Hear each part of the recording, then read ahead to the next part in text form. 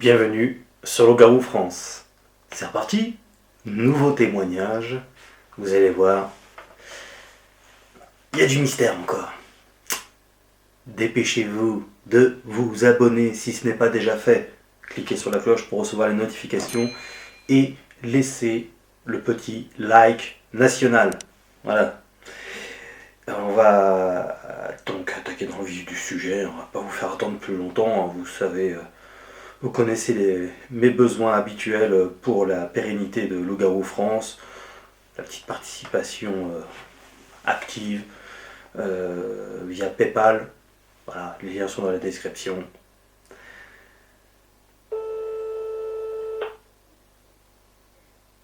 Ah, Allô, allô? allô?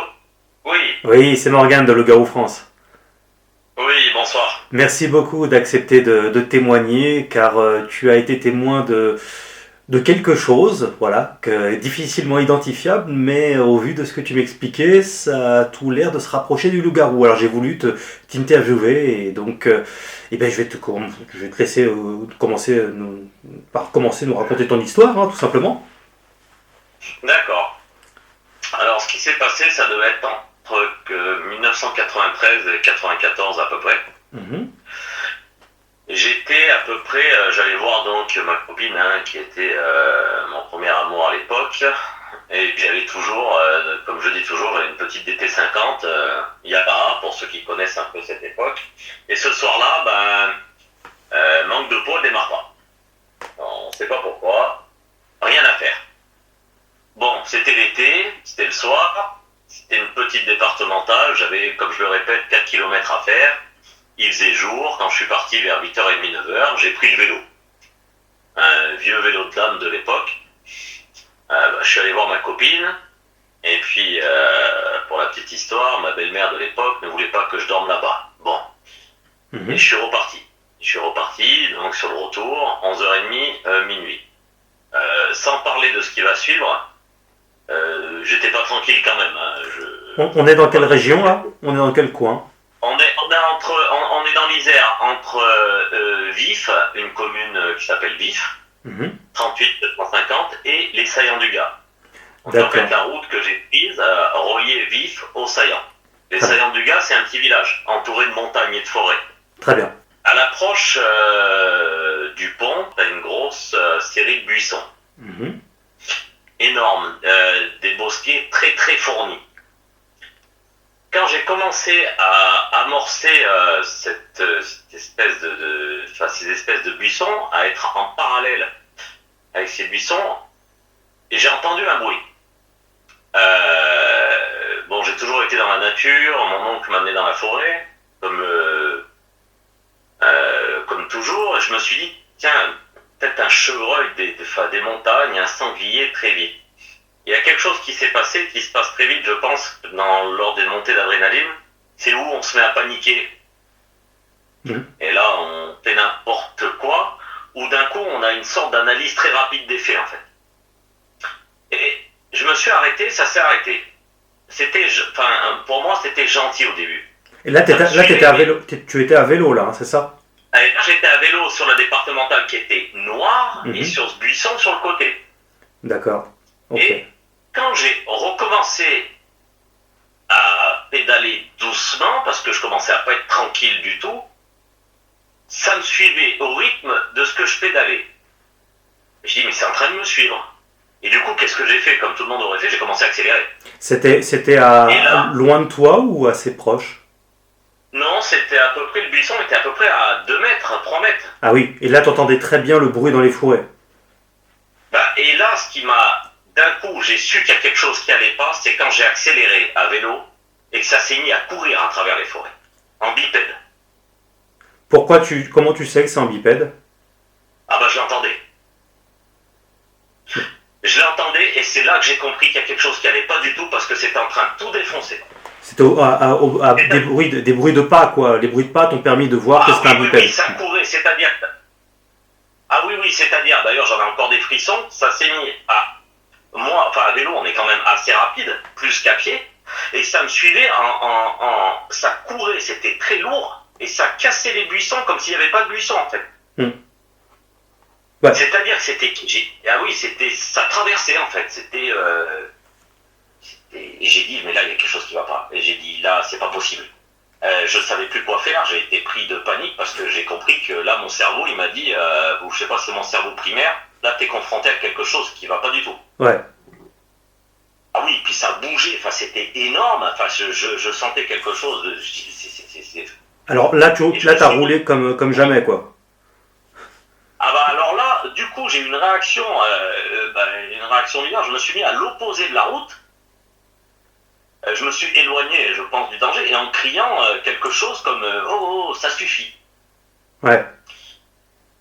Et je savais plus quoi faire parce que je voyais le bout du pont. En fait, je me suis senti coincé. En fait, on devient proie dans ces moments-là. Je pense que toujours que c'est. Tout à fait. On se dit ah oui, on devient proie. Enfin, on se sent proie. Je sais pas si c'est le primaire qui se met en route. Et là, il y a quelque chose. Et j'ai rien vu de physique. C'est comme si on mettait les mains devant nous, on les met dos à dos, puis on écarte. Il y a quelque chose qui a écarté les buissons. Mais alors une force pareille, parce que la hauteur, ça devrait être à peu près... Enfin, je vois encore le V de l'écartement des buissons. Ça a écarté les buissons, et je me suis dit, c'est une odeur de 2 mètres à peu près. Enfin, à cette hauteur-là, le V, c'est fait. Le V d'écartement, j'ai dit, mais c'est... Et j'ai rien vu dans le V, c'était noir. J'ai vu que les buissons sont écartés. J'ai dit, mais c'est pas, enfin, je veux dire, il y a quelque chose du tout. Et du coup, je voyais le bout du pont. Je me suis mis à réfléchir pour fuir.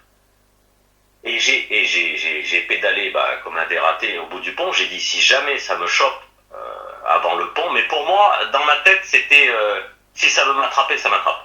Ouais. Ah oui, c'était, en fait, dans ma tête, je me suis dit, d'après ce que j'avais là, le petit ou grand moment que j'avais vécu, je me suis dit, c'est quelque chose. Si ça veut vraiment me choper, il n'y en a pas pour longtemps. Et est-ce que tu t'es arrêté au moment où ça a écarté les fourrés? Oui, j'étais arrêté.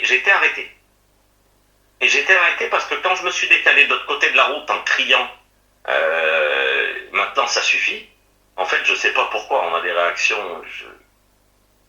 Non, mais c'est normal, c'est une question de survie. Hein. Oui. Oui, c'est ça. On a des réactions un peu bizarres. J'avais un pied par terre. Est-ce que j'ai voulu me confronter je sais pas. Je pense que tu étais tellement inquiet que tu voulais bien regarder, quoi, parce que si tu le vois pas arriver en plus. Oui, exactement. Ouais. Ouais, c'est ça. Il n'y avait pas de voiture à ce moment-là, du coup. Pas du tout. Et puis, je vais dire quelque chose qui peut paraître... j'ai l'impression qu'il y avait que moi et cette chose. Il n'y avait rien autour. On n'entendait plus rien.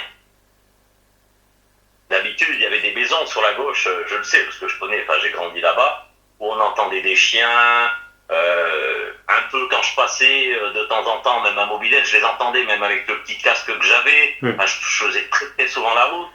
Mais là, on n'entendait plus rien. Alors, peut-être que tous tes sens, absolument tous, étaient orientés vers la bête en question et peut-être que du coup ça occultait d'autres sons. Tu sais, c'est un peu comme quand des fois on est concentré sur quelque chose, quelqu'un nous parle, on ne l'entend même pas. Ah, c'est bien possible. Oui. Je vais pas... Ouais. Oui, je pense que de toute façon, toute mon attention était concentrée sur ce qui était en train d'arriver. Et alors, du coup, tu décides de repartir à un moment donné quand même. Ah oui, je regarde le bout du pont, c'est-à-dire que je suis en train de calculer ma fuite. Ouais. J'ai dit, dans ma tête, je me suis dit, le bosquet va au bout du... C'est bizarre parce qu'on calcule des choses à une rapidité exceptionnelle dans ces moments-là. Tout à fait. Et... Ah oui, on se met en route. Enfin, j'ai fait le compte des animaux en 5 minutes. Hein. Enfin, même pas en 5 secondes, quoi. Je veux dire, Et du coup, j'ai dit, le bosquet arrive au bout du pont. S'il doit me choper, c'est au pont où il va me couper la route. Et puis, je me suis dit, j'ai le vélo. Mais de toute façon, j'ai pédalé. J'ai pédalé à fond. Ça s'est refermé, ça a continué. Ça a couru. Ça a fait 2-3 pas, ça s'est arrêté. 2-3 pas du début, c'est-à-dire que ça a continué dans ma course, c'était encore à côté, là j'étais en sueur. Ah ouais. Et puis après, là je me suis dit putain. T'as fait ta séance de sport pour la semaine là. Là je suis arrivé, je m'en souviens parce que j'ai passé le pont à l'époque sur la capture d'écran que je t'ai envoyé, il y a 2 ponts, mais à l'époque il n'y en avait qu'un. Ouais. Donc le plus dur pour moi c'était de tourner à droite parce que je passais devant ce bosquet. Et j'ai monté un village, c'est un village qui monte. Et ensuite, j'avais des routes à couper. Je me suis dit, enfin, après, on se fait plein de films parce que je me suis dit, si ça me coupe la route, si ça passe par là, Oui. et j'avais des routes sombres. Je suis tellement que je suis arrivé chez moi essoufflé. Moi, j'ai réveillé mon père, en fait. En fait, c'est mon souffle. J'étais dans les escaliers, j'étais mort. Je pense que si j'avais pas été jeune et d'un certain âge, je serais mort d'une crise cardiaque. Ouais. Ah oui, j'ai pédalé comme. Puis un vélo, ça, enfin, je veux dire, après, c'est un ensemble de choses. Ça va pas assez vite pour ce genre de situation. On a envie d'aller plus vite, mais on peut pas. Enfin, c'est. Oui. Et du coup, t'es arrivé chez toi, t'as réveillé ton père? Ah bah, j'ai réveillé mon père avec le souffle. En fait, c'est mon essoufflement qui a réveillé mon père. Il t'a parlé ou pas? Oui, il m'a dit, qu'est-ce que t'as et tout. Bah, je lui ai dit, je te dirai demain matin. Ouais. Parce que j'ai maman qui ça. Je lui ai dit, écoute, je te raconterai demain matin. Et donc, tu lui du coup, j'en ai parlé avec lui le lendemain. Oui. Oui, pardon. Oui, j'en ai parlé avec lui le lendemain. Et avant que j'oublie, j'ai eu, alors là, par contre, c'est pas un témoignage direct, mais dans cette région, ce qu'on appelait la plaine de Rémur, j'ai eu un témoignage indirect. Ah. De quelque chose de bien plus effrayant d'un jeune couple que je connaissais, pareil, donc on était dans les années 90, on se rejoignait le soir au bar, et je raconte mon expérience. Je dis, bah voilà, on en vient à discuter, et je vois la femme qui se met un peu, enfin qui était pas très bien, et qui me dit, bah écoute, on va te raconter quelque chose qu'on a vécu dans la plaine de Namur. Et ça, c'est un témoignage indirect, hein, par contre, hein, c'est pas, j'étais pas du tout. Et je vois pas pourquoi, surtout à l'époque, on n'avait pas de réseaux sociaux. Ces gens-là, ce qu'ils m'ont raconté aussi, il y avait rien à en tirer. Enfin, je parle de l'époque. Ouais, ils cherchaient pas à faire le buzz en te parlant à toi de ces choses-là, quoi. Bah ouais. Il y avait vraiment intérêt zéro, quoi. Ouais. Attends, on était autour d'une table, on buvait un verre, il y avait intérêt zéro à parler de ça, surtout. Oui, voilà, c'était neutre. T'es encore en contact avec ces gens-là? Non, pas du tout. Ouais, ça fait pas longtemps. du tout. Oui, pas du tout.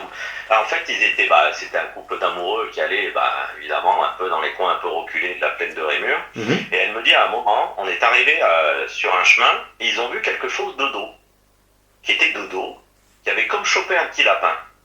Elle me dit, le problème, c'est que c'était de dos, mais quand ça s'est déplié, que ça s'est retourné, ça avait plus rien à voir. En fait, il a tellement eu peur qu'en reculant, il n'arrivait pas à passer la marche arrière. Elle me dit, c'était immense, ça nous a regardés. Et c'était, elle savait pas ce que c'était, elle a jamais su en gros, et elle me dit c'était absolument impressionnant, et elle me dit qu'elle se souvient qu'en reculant, c'était une vieille 104, à l'époque les 104 Peugeot, la voiture a reculé, les phares ont bougé, et ça l'a carrément éclairé, elle m'a dit c'était immense. Elle t'a fait une description? Oui, ça ressemblait bien à un loup-garou, hein, dans sa description, hein. C'était quelque chose de grand, avec une gueule... Mais elle m'a dit, ça nous a pas, en fait, on l'a dérangé. Ouais. Apparemment, d'après ce qu'elle nous a dit, il avait chopé quelque chose au milieu de la route, et apparemment, quand ils sont arrivés, elle m'a dit, on l'a dérangé. Mais elle m'a dit, c'était à quatre pattes, ça paraissait, comme elle me disait, quelque chose de bénin, mais elle m'a dit, quand ça s'est déplié, c'était plus ça du tout. Elle n'a pas confondu avec le fameux sanglier? Ah non, je pense pas. De la manière dont elle m'en a parlé, ces gens-là, quand ils racontent ce genre de choses, on voit tout de suite que... Ouais. Toi non plus d'ailleurs, c'était pas un sanglier qui a fait ça? Non. Ah mais je suis obligé de te la poser la question. Je la pose toujours celle-là. Oui, mais j'ai été confronté à maintes sangliers à l'armée, en forêt, et j'ai même pensé à un chevreuil au début, mais quand j'ai compris que c'était un bipède, et en fait ce qui m'a... Là où on est passé de l'autre côté au niveau du pragmatique, parce qu'on essaye d'être pragmatique au maximum. Bien sûr. Moi, j'essaye de dire, parce que ça nous rassure déjà, mais quand j'ai compris que quand j'accélérais, ça défonçait les buissons, en fait ça courait dans les buissons comme si c'était de la neige, j'ai dit, il y a quelque chose qui va pas. Puis des trucs qui bougeaient, c'est une masse de buissons qui est impressionnante, qui mesure 3 mètres de haut, et ça passait au travers, j'ai dit. En fait, c'est ça qui m'a... Je recense plusieurs témoignages identiques aux tiens, c'est-à-dire donc cette puissance dévastatrice qui arbre ou pas arbre, il défonce tout, il en a rien à foutre. Effectivement, tu n'as rien vu visuellement, mais en tout cas, ce que tu as vécu fait penser véritablement à un loup-garou, parce que en plus pour écarter les branches à environ 2 mètres de hauteur comme ça, c'est évidemment pas un sanglier forcément, qui court en bipède c'est encore moins un sanglier, ou alors il a un problème, et puis effectivement qui défonce tout comme ça sur le passage, et puis qui s'arrête quand tu t'arrêtes, et puis qui repart, etc. Il y a une intelligence derrière, quoi, tu vois. Oui, alors avec le recul, avec un grand recul, je me suis dit, mais est-ce que c'était de l'observation? Je ne Oui. sais pas ce qu'il a, parce que les pas étaient, en fait, quand j'ai commencé dans ma première phase d'accélération, qu'il a tout traversé, c'était hyper lourd, quoi. Ouais. Ah oui, Le truc qui oui. courait, ah oui, oui, mais enfin, je dirais un bulldozer, mais je veux dire, on le sentait, j'ai dit, mais c'est là que je me suis dit, mais c'est quoi ce truc, quoi? Ouais, oui, ils sont très lourds, hein. Ils peuvent faire 150 kilos, 200 kilos, donc c'est pas, c'est bien plus lourd qu'un simple loup, quoi. Ouais, donc oui, c'est une masse, et puis oui, ils observent les êtres humains quand ils en croisent, bien sûr, oui, tout à fait. Ouais. Autant ils les fuient, Et mais autant ils les observent, ils les regardent, ils sont là depuis des millénaires, donc ils sont très curieux de l'être humain, mais ils s'en méfient, et ils ont raison. oui, oui, bien sûr, mais j'ai rien vu dans le. Et je pense, je sais pas si c'est heureusement, est-ce que c'est mon cerveau qui a coupé ou qui a pas voulu se souvenir. Mhm. J'ai rien vu quand il y a eu l'écartement. Alors l'écartement des branches, ça a été. Alors là, je me suis dit, mais là, on se demande si on est en train de. Là, on tombe vraiment encore plus dans l'irrationnel. Enfin, pour nous, dans l'irrationnel, parce que. T'avais quel âge à ce moment-là? Alors, 93, je suis né en 73, donc à peu près 20 ans, hein, ouais, c'est ça. Et, Ouais, 20 ans. tu en as parlé à d'autres personnes que ce Oui, couple? j'ai aucune difficulté, oui, Ouais. oui, oui, j'ai aucune difficulté, moi, à parler de ça, pas avec, que ça soit, Avec des gens ouverts, quoi. moi, Hmm. oui, ouais, enfin, moi, je pars du principe que, enfin, je sais pas, on est loin d'être tout seul, de deux, il y a maintes et maintes mystères qui sont pas élucidés. Enfin voilà, j'ai jamais été À, quelqu'un depuis tout petit fermé à tout ça, mais à quel moment dans ta vie tu as fait le lien avec un potentiel loup-garou?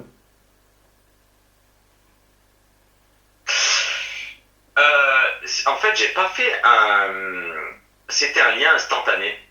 Enfin, je me suis dit, en fait, c'est bizarre parce que je vais te dire au début, je me suis dit c'est pas, en fait j'ai pensé à un Bigfoot au début parce que c'était une période, les années 90 où on entendait beaucoup parler de Ouais, ça, bien t'avais des sûr. reportages à la télé de Bigfoot, et j'ai assimilé au début puis à la suite de ça, je savais pas. Tout ce que j'ai su, c'est que c'était un bipède qui était Alors, très très puissant. tu vois, je suis pas spécialisé dans le Bigfoot, hein, mais j'ai écouté pas mal de témoignages, j'ai vu des reportages, et il semble qu'il soit assez craintif, quoi. Bah, voilà, donc, enfin, voilà, je dis, le Bigfoot serait bien plus craintif que le comportement du loup-garou à la base. Mais oui, oui, c'est vrai qu'il y a eu pas mal de témoignages dans ces années-là aussi, quoi, notamment dans l'émission Mystère, tu sais, sur TF1, tu te rappelles? Oui, c'est ça, c'est Hmm. ça. Ouais, ouais. Donc, mais à la suite de ça, enfin, j'ai compris qu'il y avait quelque chose, voilà, enfin, c'était quelque chose voilà, d'irrationnel, enfin, je veux dire, pour nous. Oui, oui. Alors là, tu dirais aujourd'hui quand même que ça t'a marqué à tel point aujourd'hui que tu t'en souviens bien, quoi. Et il y a comme un avant et un Ah, après. je m'en souviens, je pourrais refaire. Ah oui, oui, je pourrais refaire la scène. Enfin, je veux dire, il y a pas, ça fait, j'ai 48 ans. Oui, bah ouais. Ah oui, j'ai 48 ans, je pourrais refaire la scène, hein. Ça c'est sûr, hein. Si on me donne des caméras, je refais exactement. Le vélo était vert, je Ouais. me souviens de tout. Ah oui, oui, oui, oui. Quand tu as vu les témoignages sur le Garou France, tu t'es dit merde, ça colle quand même, quoi. Bah, ça colle, c'est surtout les pas lourds. En Ouais. fait, on se retrouve sur certains témoignages avec une masse. Oui. C'est-à-dire qu'on sent on sent une puissance. Enfin, quand ça court, enfin, quand ça s'est mis à courir, mais on sent que on n'est rien, quoi. Enfin, je veux dire, on sent qu'à côté, c'est Ouais. là que j'ai compris que je me répète, j'ai compris, je me suis dit, mais si ça veut me choper, ça, mais enfin, pour lui, on est, Ouais. ah T'es retourné sur les lieux de là où tu as vécu ça? oui, oui, parce que je passais devant tous les jours. En vélo aussi, t'es C'était, repassé? ah non, non, non, non, non, non, Ouais. non, non, non. Faut pas déconner non plus, quoi. Ah non, non, non, non, j'aurais jamais, c'est pas grave. Si elle était en panne, j'y allais pas, c'est pas grave. Mais non, non, j'aurais jamais retenté une expérience comme ça. Non. Pourtant, à la base, Même comme avec tu disais que t'es ancien militaire, c'est ça? non, non, j'ai fait mon service T'as militaire. fait Je ton suis pas service ancien militaire. militaire. Ah oui, oui, d'accord. Ouais. Oui, D'accord, oui, t'es oui, pas oui, du genre oui. non plus à avoir froid aux yeux, spécialement. Ah non, non, non, non, non, non, non, non, mais non, non, Mais je là, oui. repasserai pas. Ah, Ouais. oui, oui, oui, oui, oui, oui, non, non. Ah, on Ouais, est ça. petit. Enfin, moi, je me suis senti très petit. Donc, Ouais, très intéressant. En tout cas, ça recoupe effectivement, avec certains témoignages, bien que tu ne l'aies pas vu, tous les points sont là en soi, quoi. Donc très intéressant. Très bien, bah écoute, si tu n'as jamais eu envie de mener tes petites enquêtes de ton côté avec caméra nocturne, etc. si, enfin, en fait, moi, j'ai cette chance de faire la France entière de par mon travail, c'est-à-dire que je suis tout le temps à travers la France et D'accord. je traverse certains coins qui me donneraient des fois envie effectivement de mener un peu l'enquête parce que alors une forêt en particulier, des fois je traverse Belleville-sur-Loire Oui. et je traverse en voiture des grandes zones forestières mais immenses. J'ai jamais rien vu mais ça m'a toujours interpellé ces grandes forêts. Oui, c'est vrai que des fois oui. Et tu vois, comme quoi, tu as beau passer par une zone pendant des années et des années, tu ne vois jamais rien, puis un jour ça te tombe sur, sur le coin de la gueule, et tu dis ah merde. Ouais. Oui, c'est ça exactement. C'est-à-dire en plus c'était pas trop. Bon, j'étais pas du tout dedans à l'époque. Je m'y attendais pas. Ouais. Et puis je me suis dit après on se pose des questions. J'ai dit mais qu'est-ce qu'il fout? Enfin, qu'est-ce que ça pouvait foutre là? Enfin, je veux dire qu'est-ce que ça fait là? En fait on se pose plein de questions. Bah oui. Est-ce que ça vient nous observer près des maisons? Est-ce que je sais pas? Ouais. T'as pas d'autres personnes qui t'ont parlé d'événements plus ou moins similaires dans le coin? Non, à part ce couple, non. D'accord, ok. T'as déjà sondé les chasseurs? Parce que parfois, certains, il y a des témoignages aussi de chasseurs. Oui, mais j'ai pas sondé les chasseurs. Non, pas D'accord. du tout. Bah, il est jamais trop Pas du tard. tout. Il est jamais trop tard si t'en croises un jour, on sait jamais. Hein, tu peux leur parler d'un loup un peu plus important que les autres ou tu vois, un peu. Enfin, tu sais, t'habilles un peu le truc, tu vois, pour pas trop paraître suspect en parlant de loup-garou Oui, directement. oui, bah, Vous avez pas vu des loups-garous par hasard dans le coin? Mais ça, c'est quoi ce barjo? Ouais, ouais, bah ouais, ouais. Non, non, je pense pas et je pensais à ça parce que l'autre fois je regardais pareil un témoignage sur Loup-Garou France parce qu'en ce moment je suis dans le sud Ouais, et il y avait justement des témoignages qui sont pas trop loin et à un moment avec la voiture j'ai traversé une zone de plaine mais absolument à perte de vue sur un chemin et je me suis dit là aussi c'est pas des endroits où j'irais camper le soir quoi. ouais, ouais. Alors maintenant, quand t'es sur les routes, t'as l'œil un peu plus vif par Ah oui rapport oui à... ah oui ah oui oui oui oui oui, oui, oui. Et j'avoue que ça m'est c'est bizarre parce que des fois par exemple où je rejoins ma voiture ou bah, comme tout le monde Ouais, là par exemple j'ai ma voiture qui est chez quelqu'un puis c'est une immense maison il y a un peu de forêt un peu de feuillage il y a beaucoup d'arbres et tout. C'est pareil quoi j'ai tout ça m'est resté en fait. ouais. Ouais, moi aussi, Oui. dès que je me retrouve dans des zones comme ça, je regarde toujours à gauche, à droite. Et ton entourage le prend comment, ce comportement, cette fascination? Ben ça va, enfin je veux dire, on a toujours été un peu ouvert à tout, ouvert à tout, je m'entends, mais je veux dire, Ouais, moi j'ai toujours dit que dans ma famille tout était possible, tout pouvait arriver, enfin je veux dire, tout il à fait. arrive maintes événements qui sont inexpliqués tous les jours, hein. Ah oui, oui, oui, Euh, bien sûr. Oui, on est loin de connaître les mystères de la Terre, et je te parle même pas de l'univers. Hein. Quand on voit le nombre de c'est ce que phénomènes je voulais ovnis dire, qui existent. je me souviens, il y a 30 ans en arrière, on parlait d'une exoplanète, tout le monde se foutait de la gueule de tout le monde, puis maintenant ils en découvrent je ne sais combien par Ouais, jour. c'est vrai, c'est vrai. C'est comme le phénomène ovni, tu vois, on en entend énormément plus parler aujourd'hui, c'est pris un peu plus au sérieux. Bah exactement. Ouais. Je suis pas fermé à.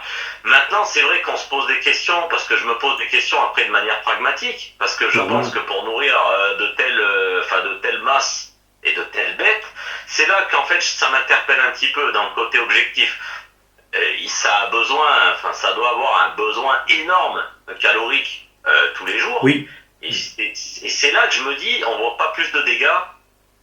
On retrouve pas plus de cadavres que ça, que de chevreuils, de bêtes ou quoi. C'est là qu'un peu c'est bizarre. Je sais pas comment. Enfin voilà, quoi, je sais pas. Bah, c'est vrai que quand tu marches dans pleine forêt, tu ne trouves jamais de cadavres d'animaux, hein. Ou alors vraiment, vraiment très rarement, quoi. Tu peux marcher. Bah, je te lance le défi, hein. Fais une journée de promenade dans une forêt, essaie de trouver un squelette de quelconque animal, tu vas voir. Il y a peu de chances que tu en trouves, hein.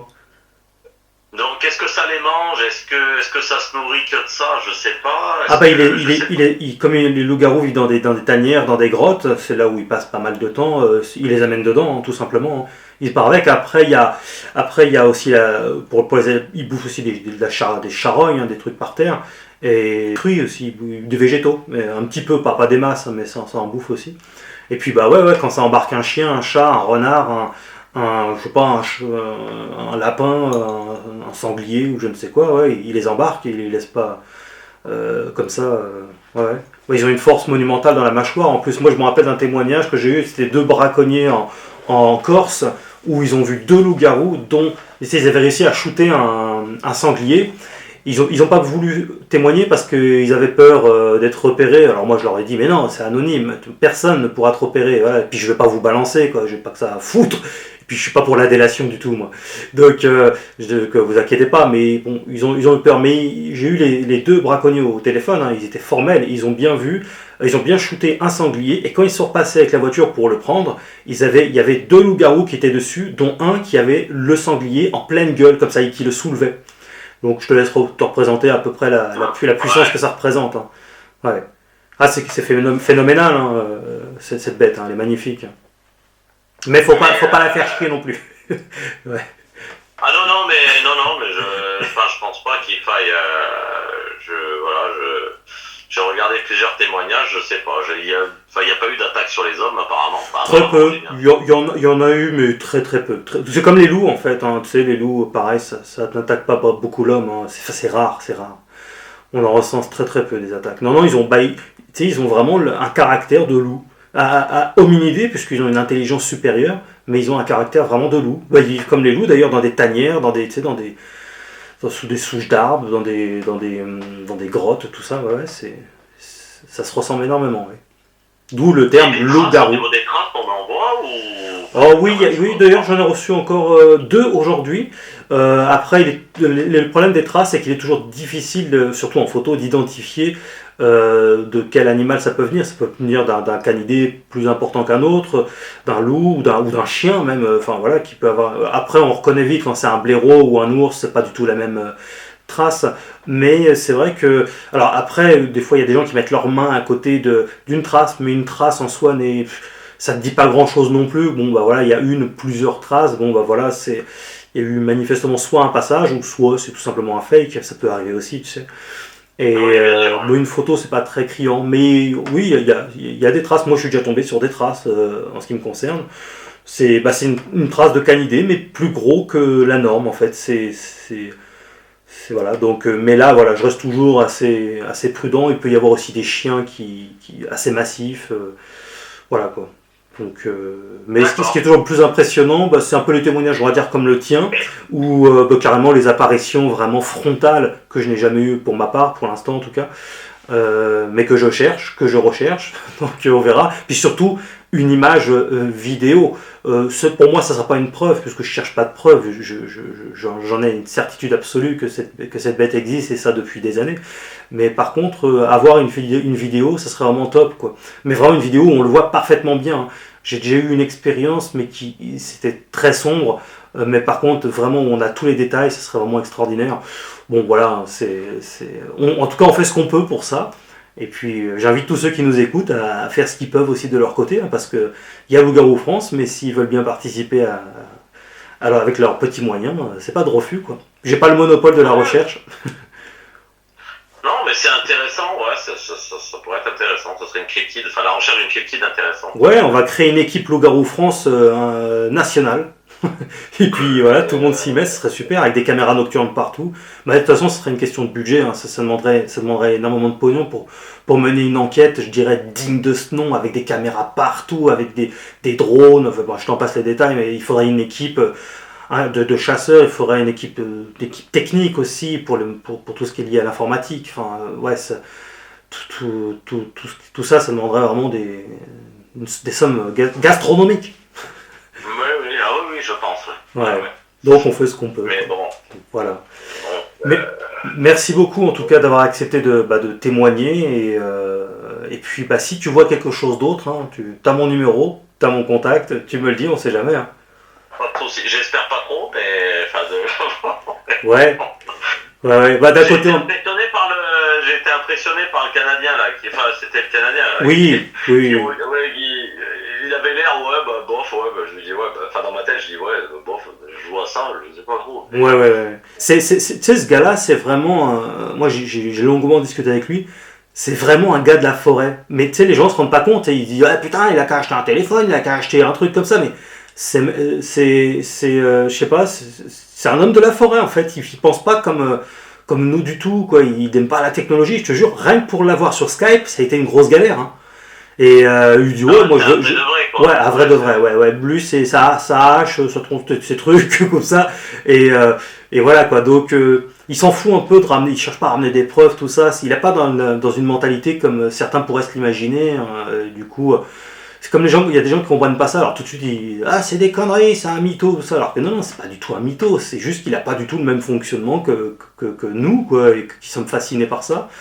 Et voilà quoi. Et, ce qui a fait tiquer, c'était l'histoire aussi de la patte sur la caméra qu'il avait installée. Oui, j'ai vu. Oui. Alors là, il peut y avoir, là évidemment, on n'a pas forcément l'explication parce qu'on n'est pas dans la tête du loup-garou. Ça peut être soit parce que il était curieux, tout simplement de cet ustensile qui tournait, qui peut-être vu une lumière, je sais pas, ou toi pur hasard, il a mis sa patte dessus au moment où il passait.